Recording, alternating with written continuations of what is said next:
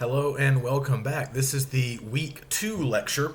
So last time we got started on some basic active reading strategies. We talked about underlining, annotating, and asking questions. Just some really basic things that we need to get into the habit of doing every time we read stuff for this class. And in particular, we need to do those things once we start researching. Like I said, once we start finding sources of our own, we need to make sure that we're reading actively, that we are thinking critically, that we are digging deeper, going beneath the surface. That was kind of partly what I was getting at last week. When we read passively or casually, we might have a general understanding of what we're reading, but we're not digging deep, we're not going beneath the surface, and we're not going to remember what we read for very long. But if we read actively,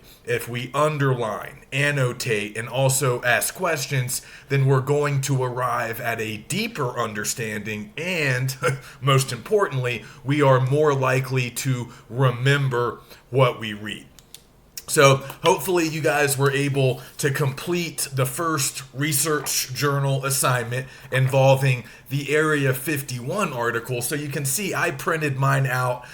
Some of you might have done that, but a lot of you probably were able to annotate within, inside the document. As I mentioned in the assignment details, there were multiple ways of doing that first research journal. You could have taken a picture, you could have simply uploaded the document that you marked on, whatever you want, but just get into the habit of doing that for the rest of the semester. This was a pretty short, easy article, but in the future, we're going to be reading things that are longer, that are more complex. So annotating, underlining the most important stuff, and just creating that record will all be very important. Like I said last week, you're creating a record so you can come back later and actually use the text that you read. And that's especially true once we start doing research. So today we're going to kind of pick up where we left off. We're going to talk about the next level or the next stage of annotation. So we can call what we're doing this week sort of like advanced annotation. So this is just these are just additional strategies, additional techniques that we can use to, arrive at a better understanding of the things that we read. So basically, I'm just going to give you a few categories or a few areas to look for. And when you're taking your notes, when you're creating that record, underlining, annotating, asking a few questions, these are some areas that you need to look at. These are some things that you need to look for. These are some things that you need to write notes about. And again, it's still very informal.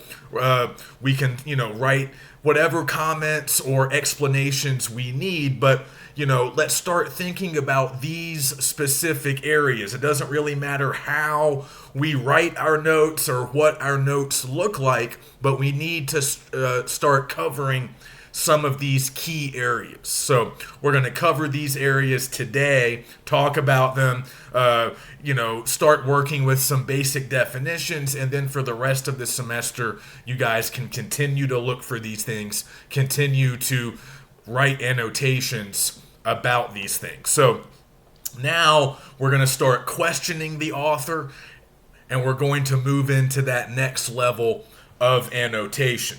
So the stuff that we did last week, that's a great start. That's a great building block. But for some of the things that we're going to be reading later in the semester, simply underlining and writing really basic annotations might not be enough. The next step is to grasp things like thesis, intention. Start thinking more about what the author of the document is actually trying to accomplish. What are they saying? What are they doing? What is their larger purpose? We need to start thinking about that stuff.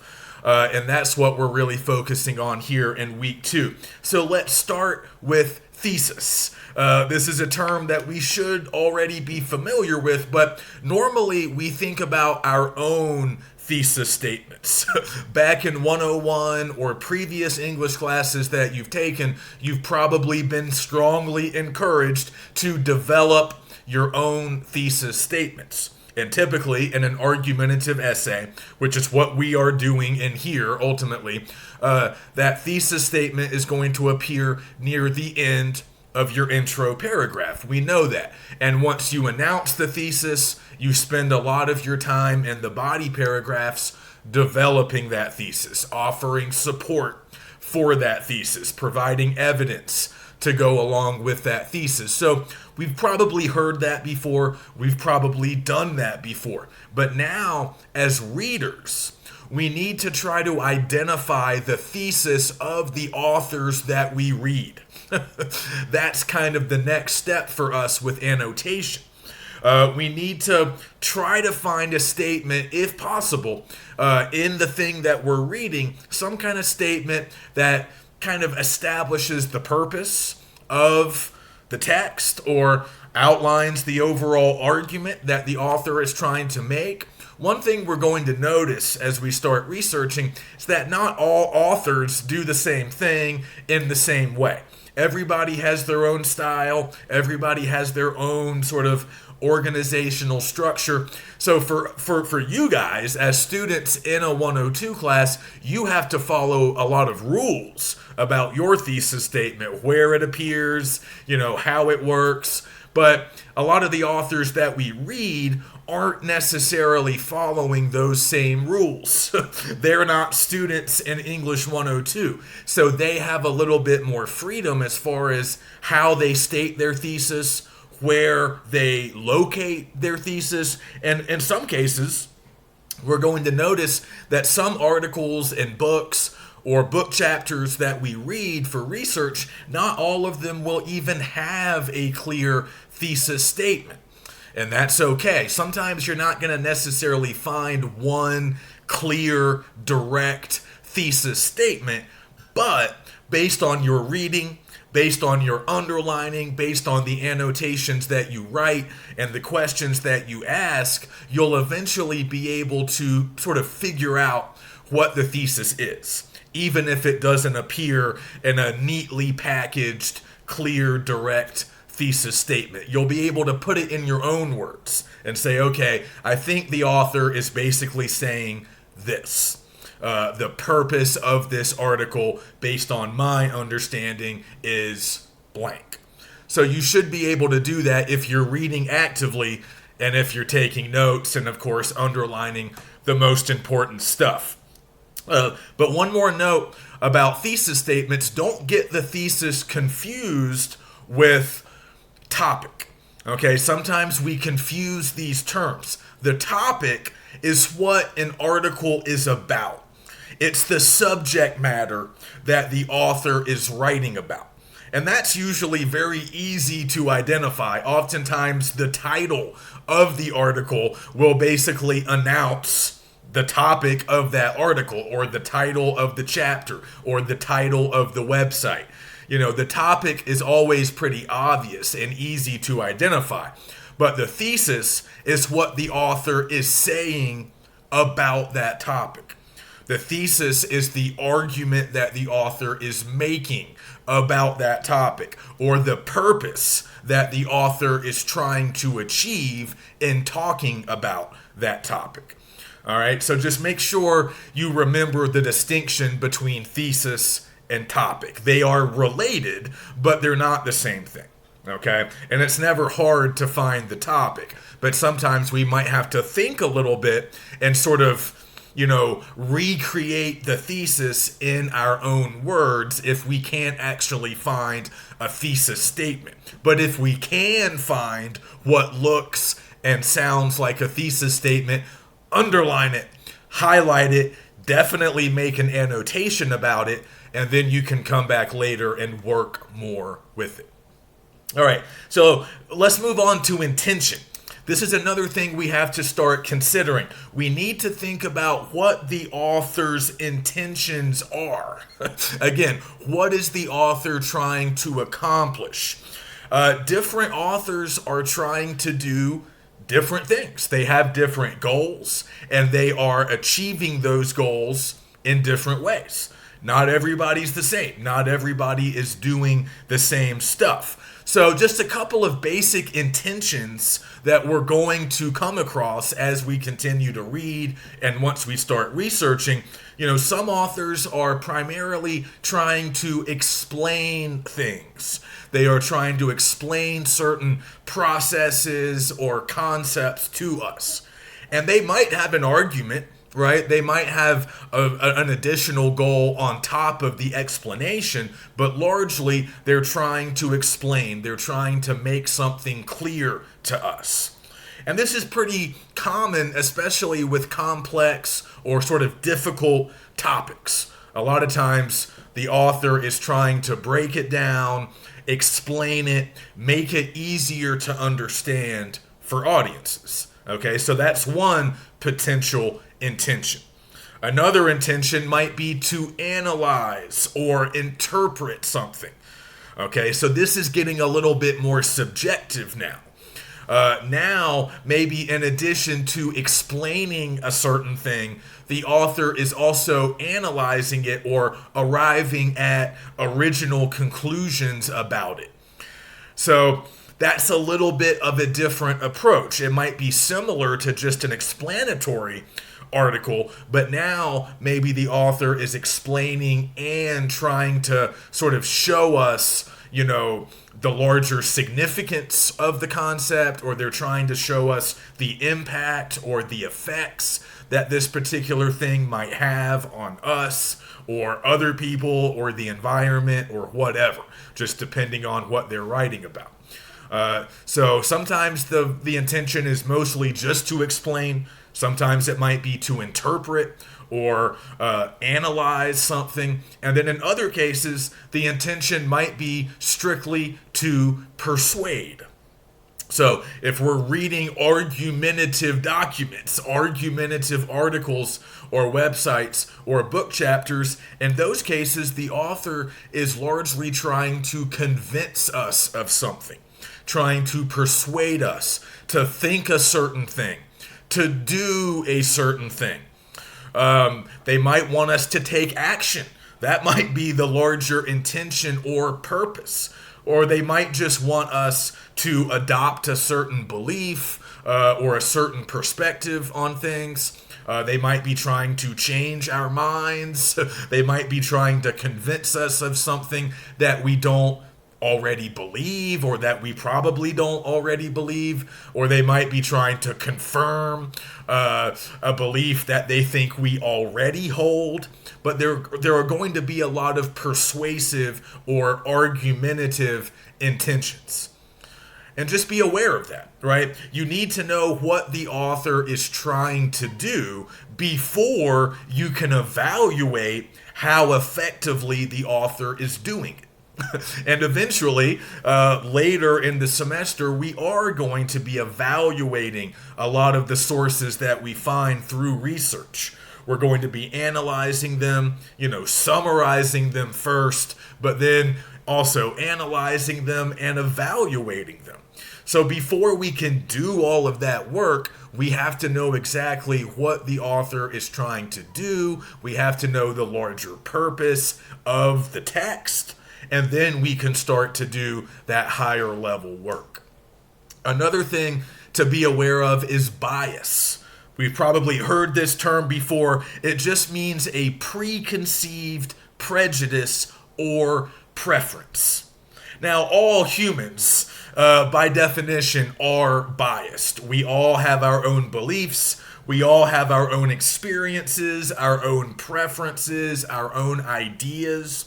So it's pretty much impossible for a human to be completely unbiased, to be completely neutral.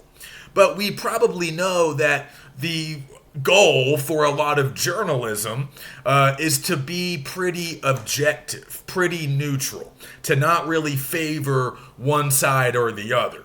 Now, I think a lot of journalism today does not really work like that, but that's kind of how it was originally intended to work. And as researchers, we're going to be reading a lot of journalism, and some does still strive to be objective. Other types of journalism will be clearly, on one side or the other of a particular debate, or they'll have a very specific political ideology or worldview, and that's fine. We can use some of that stuff. It's not like the only sources that we can use are going to be the non-biased sources. It's kind of hard to find a lot of completely non-biased sources. But we need to just be aware of where the bias lies. Like, how is the author biased? Can we identify a clear bias? Is there an obvious slant? Is there an obvious way that this author is leaning? Or is the author at least trying to remain objective and neutral and just sort of present information in a balanced way? There's, kind of presenting both sides, if you will. And then other authors are going to say, no, I'm on this side, or I'm on that side. And they're very clear about it. Some authors will pretty much announce their bias right out of the gate. Other authors won't announce it, but they'll have it. And it's up to you, the reader, to kind of identify it, dig it up, figure it out. And sometimes the bias will matter based on who the author is, what the author is saying, and what the author is trying to accomplish with this particular text. So the example I use a lot is, let's say we find an article written by a guy that used to work for the U.S. Department of Agriculture. That's a government agency that we typically view as pretty neutral. It's not one of these government entities that's like Republican or Democrat, right? It's not really a partisan, at least it's not supposed to be. It's not really on one side of the political divide or the other. So we might find this article by a guy who, works for this department, and we say, oh, okay, this is a good, reliable, objective article. He doesn't have a particular slant. He's just a scientist working for a government agency, and he's presenting information. And maybe that's true. But if we later find out that this guy no longer works for the U.S. Department of Agriculture, he used to, but maybe now he works for the fast food industry. And maybe I've had students in the past, the reason I use this example is I've had students in the past who have written about like nutrition or childhood obesity, other stuff that involves fast food and just basic diet choices. So this is actually a scenario that played out in a very similar way several semesters ago. My student later finds out that this guy is kind of now a lobbyist for fast food restaurants. So yeah, he was a scientist and he does have that background and he used to work for the government, but now he works on behalf of fast food restaurants. So if we know that, if we're able to find that info, that's going to influence the way that we read his article, right? He might still be presenting valid information. We don't have to throw the whole article out just because we learn that now he works for the fast food industry. It's just a good thing for us to know. We just need to know kind of what this guy's about, who he works for, who cuts his checks, and that might just give us some more insight into the article, and we might still use some of it, but maybe we're not going to use it in quite the same way that we would if he was still a more neutral scientist. Or maybe we don't trust government agencies, so we wouldn't think he was neutral to begin with. But it's just good to know that stuff. You can form your own opinions, right? Sometimes we might find a particular bias and say, I don't want to use that author. Other times we might say, okay, he is biased in this way. He has maybe an agenda. He has something, a particular slant, a particular preference, or even a prejudice. But we might decide, he still has good stuff. We're still going to use some of his info, but we just need to be aware of the bias. Okay, next up we have tone. You need to be aware of the author's tone. And depending on what type of source you're reading, you're going to encounter different kinds of tones. So going back to the Storm Area 51 article, you guys might have noticed that Jacob Stern, the author of this piece, he kind of has what I might describe as a playful tone. He kind of makes some jokes, especially towards the end. He seems to be kind of having fun with this topic, right? The thing that he's writing about. He seems to be kind of amused. He makes jokes. I would say his tone is kind of light, kind of conversational, and kind of playful, or maybe even funny. And that's going to be typical of a lot of sources that we read that are called popular sources. So popular sources just mean like popular magazines or newspapers that virtually anybody can read. A lot of times those articles are designed to be at least somewhat entertaining, right? That's why people are going to sit down and read them. They're supposed to be interesting, entertaining, and kind of a good or fun read. So that's normal. But once we start looking at academic sources, stuff that we're going to need to use at least sometimes when we begin researching with scholarly or academic texts, we're going to notice a different tone. With academic texts, often the tone's going to be drier, more formal. It's going to be more complex. We're not going to see jokes necessarily. It won't be that same kind of light, playful tone that we notice in the Area 51 article. Academic texts are normally written by scientists or professors or doctors or other experts in their fields.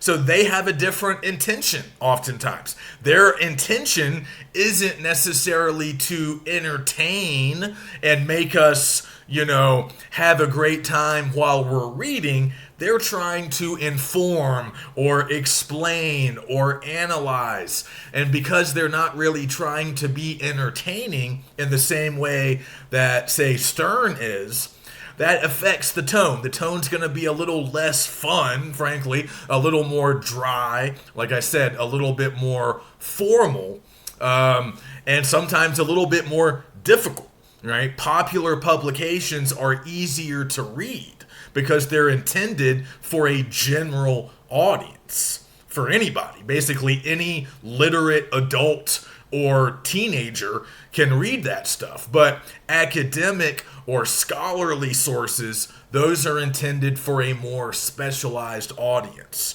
either other experts in the field or advanced students like us in college who might use that stuff for research. So just be aware. Try to have a couple of descriptive words when talking about the author's tone. Is the author angry, hopeful, playful, very formal and dry?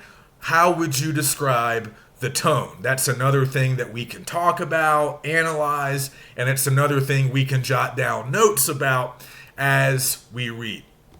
And then finally, the last area that I want us to consider for our advanced annotation is audience. You guys, think about yourselves and think about the intended audience that the text was, intended for, right? Who is this for? Who was this article or book written for? And again, that comes down to this basic distinction between popular sources, which, like I said, are pretty much written for everybody, any literate adult or young adult, versus academic sources that are written for experts, professors, or generally graduate students or undergraduate college students. So that's a more specialized audience. And that's going to influence what the source does, how it works, how it sounds. That's going to have an impact on the tone. It might have an impact on the intention. So you need to be aware of who the intended audience is. And you can even wonder if you yourself fall within that intended audience, because some scholarly sources really are intended for like grad students, people in med school, people in law school. You might decide that it's not really intended for an English 102 student. But that's okay. You can still use it if you want to. But that just means that the source is going to be more complex. It's going to be more difficult, and you might have to work a little bit harder to understand it. But you can also think a little bit about different characteristics that you think the audience of this text is expected to have. And again, you can kind of tell in some cases based on the thesis, based on the intention, and based on the tone, or even the biases that you can track, right? Who is the author talking to? Is the author talking to people on a particular side of the political spectrum? Is the author talking to people who subscribe to a particular religion? Is the author talking to people who live in a particular country? Like, you can always kind of narrow down the intended audience based on what you're observing, the things that you're underlining and jotting down as annotations. Like, who is this intended for? Who is this targeted at, right? Are we talking to a very particular group within our larger society? Or is it really intended for potentially anyone who might be interested and, can read? So you get to make some of those decisions as a reader. As an audience member, you can make you can arrive at some larger conclusions about the audience, about who is supposed to be in the audience and what this audience is supposed to be like. All right, so that's all the new stuff for this week. Next week, we're going to start talking about using evidence and how to identify the evidence that the authors of these things that we're reading are going to be using, right? Because we need to first identify how other people use evidence. And then later, when we start writing, we're obviously going to be using evidence to support our own arguments. But first, we need to see how other people do it, and then we can start doing it ourselves. So what I would like you guys to do here in week 2, you might notice that I've already posted the reading assignment for week 2. It is Reading Sources Part 2. So I've printed out the PDF here. It's available in the week 2 module. You don't have to print it, but save it, download it, and read it. Mostly it just consists of this essay written by a guy named James Surowiecki, who's a journalist, and he has a lot to say about crowds, about the way crowds operate. So what we have here, beginning on page 35 of the PDF, is actually an excerpt from a book that Surowiecki wrote years ago. We're not going to read the whole book. We're just going to read this one small section from it.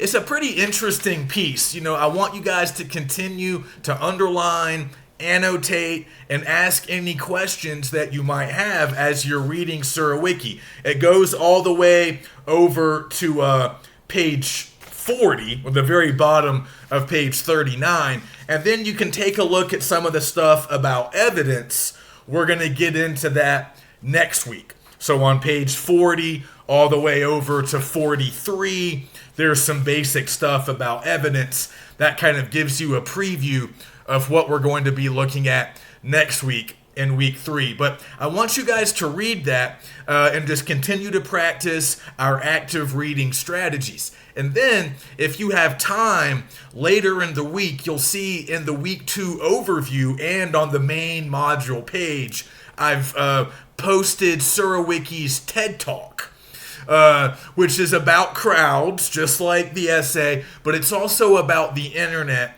and blogs. He gave that TED Talk back in, I want to say 2004. So it's a little bit old, but it's fun, I think, for us to watch it because a lot of what he's saying about blogs, actually back then, what he's saying about blogs actually applies nowadays to a lot of our new forms of social media. So he's kind of anticipating a lot of advancements and innovations in social media.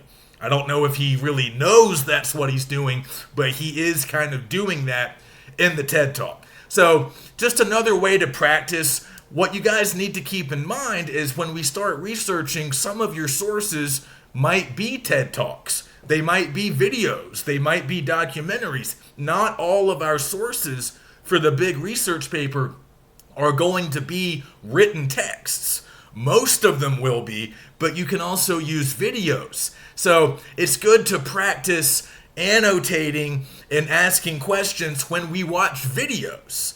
Obviously, we can't underline stuff when we're watching, but we can jot down notes as we watch. We can ask questions. So try to practice those techniques as you're watching Surowiecki's TED Talk. And you'll see a lot of parallels between his essay and his TED Talk. That's why they kind of go together, because they're both about crowds. And then don't forget, your second research journal is, again, an opportunity to practice looking for some of these things that we were talking about today. So even when you're watching Surowiecki, think about bias, think about intention, think about tone, and obviously thesis. Think about all of that stuff again when you're reading Blanche Blank's essay. I've also posted that. It's pretty short, but you need to read that and then answer some questions about it for Research Journal 2. And you'll see the questions when you click on Research Journal 2. Those questions are making you think about these advanced annotation categories that we just went over today. So enjoy the Surowiecki. Let me know if you have any questions about the upcoming assignment. And yeah, check in if you need anything, if you have any questions or problems. Let's talk. Otherwise, I will see you next week.